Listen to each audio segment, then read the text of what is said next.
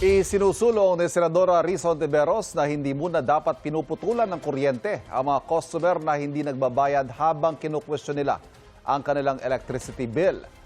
At kaugnay niyan at iba pang issue, makakapanayan po natin Senadora Risa Hontiveros. Senri, good morning. Good morning, Ivan, at sa lahat po ng ating mga tagapakinig at tagapanood. Sen, mungkahin niyo po na maglabas ang Energy Regulatory Commission, ERC, ng disconnection freeze policy. Ano po pinanggagalingan nito, Sen? Well, nag-file po ako niyang proposed Senate Resolution number 509. Una, para paimbestigahan yung lumalabas na mga hindi patas na consumer protection policies ng ERC. Alam mo, Ivan, ERC is supposed to be pro-consumer. Yes. Kaya lang baliktad, di ba, ang nangyayari. Nitong nakaraan, may mga reklamo na sobrang taas ng bill nila dahil mali ang meter reading.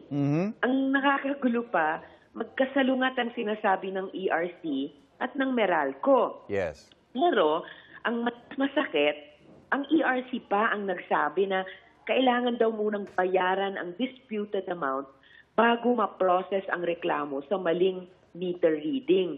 Bakit consumer yung mag-a-adjust, di ba? Right. Bakit kailangan bayaran muna? Hindi naman nila kasalanan. Hindi natin kasalanan pag mali ang reading. At kung hindi ma-detect na may mali sa meter reading natin, paano yung tuloy-tuloy lang ang paniningil sa atin? Parang naging kalakalan na yung bayad muna, refund later na sinasabi ng ERC. O dagdag sa problema, ganyan din ang nangyayari sa refund ng Meralco sa mga overcharging. Pinagbabayad muna ang consumers, saka na lang daw i-refund or i-credit ang sobra. Nako, malaking issue yan kasi marami sa kababayan natin, paycheck to paycheck, nabubuhay. Yes. Hindi, di ba? Hindi nila kayang abonohan at maghintay ng refund at a late period. Sen, do you have a time frame in mind kung hanggang kailan halimbawa hindi muna sila puputulan habang nire-resolve itong dispute?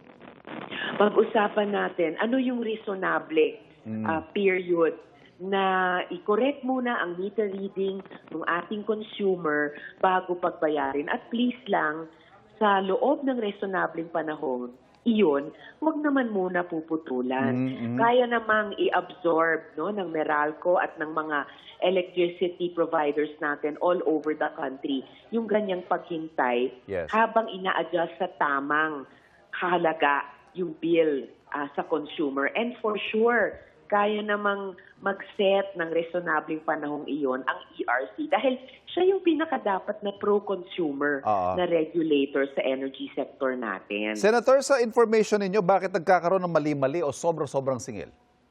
Yan ang kailangang ipaliwanag ng Meralco at ng iba pang mga distributors natin. At ang ERC mismo, meron po silang inilabas noong unang panahon na Magna Carta for Residential Electricity Consumers. Nakasulat na doon, Ivan, na may karapatan tayong mga consumer na questionin ang ating electric bill. Pero kahit may Magna Carta na ganyan, kulang ang proteksyon para sa mga consumer na nakakaranas niyang bill shock at napipilitang magbayad ng maling singil kasi naman natatakot nga na maputulan ng kuryente. So, ang nakikita kong dapat gawin ay iwasto yung Magna Carta for Residential Electricity Consumers. Doon dapat klaro na kapag may maling singil, hindi mapuwersa yung mga kababayan natin na magbayad para lang makaiwas sa abala. At speaking of time, yung panahon, lalo itong mahalaga ngayon dahil tuloy-tuloy ang pagtaas ng singil ng kuryente simula pa noong February. Yes. So halos kalahating taon na. Hindi pwedeng habang, yes, Ivan. Sen, tayo na pang oras ng Senado ngayon dahil nga po sa impeachment trial. Pero nagkausap na po ba kayo ng chairman ng Committee on Energy kung kailan nyo pwedeng dinggin ito? Ay kaagad ko siyang ipa-follow up tungkol sa pag-schedule ng hearing. Urgent nga once ma-refer itong Senate Resolution 509 sa komite niya. Kayang-kaya kahit pa may nag-impeachment trial na, authorized naman po ang mga Senate committees na magdaos ng hearing kahit adjourned sine die Right. ang Senate bilang legislative body. Senator, may pending petition po ang Meralco sa ERC na payagan sila magtaas ng distribution charges. Ipapanawagan nyo ba na wag muna itong payagan ng ERC?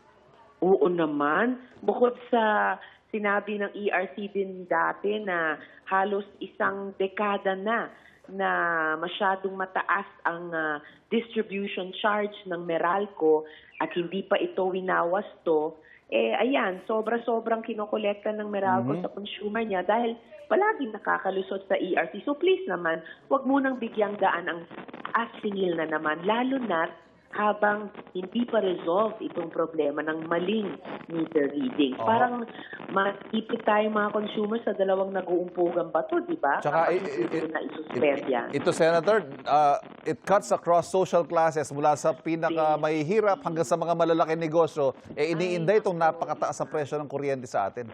Totoo yan, Ivan. At alam natin na bukod sa karamihan ng ating mga consumers na yun na nga, paycheck to paycheck, nagsusurvive, yung ating mga MSMEs, hirap na hirap to keep the lights open mula pa nung panahon ng pandemic hanggang ngayon. Dahil ang taas ng singil ng kuryente. And you are right, kahit po yung mga malalaking negosyo, hanggang sa kanila, pabigat po itong sobrang taas ng kuryente dito sa ating bansa. Lalo na't nakadepende pa in large part sa fossil fuels. Yes. Mali na nga yung generation charge tuloy. Mali din yung distribution charge. At kulang na kulang ang pagsulong dun sa solar at saka battery storage na napatunayan, yan ang pinakamurang mga kuryente sa ngayon. Tapos parang inaapi pa yung mga consumers, sasabihin na guerrilla daw kapag nagsusumikap na mag-generate ng sariling kuryente, lalo sa solar. Senator, babantayan po namin ang magiging development sa inyong resolusyon. Maraming salamat po, Senadora Risa Ontiveros. Okay, thank you.